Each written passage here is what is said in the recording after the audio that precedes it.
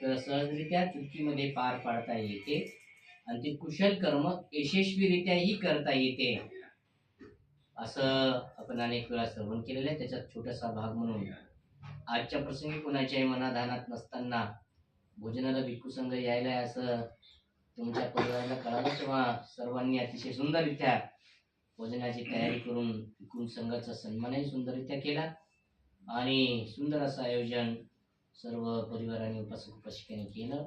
आपण पाहतो एखादं कुशल कर्म करत असताना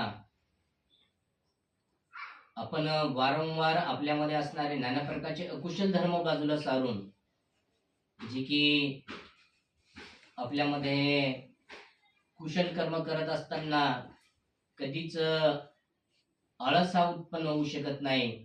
कुशल कर्माने आळस, कुशल कर्माने एकदा प्रेरित झालेलं चित्त श्रद्धेनं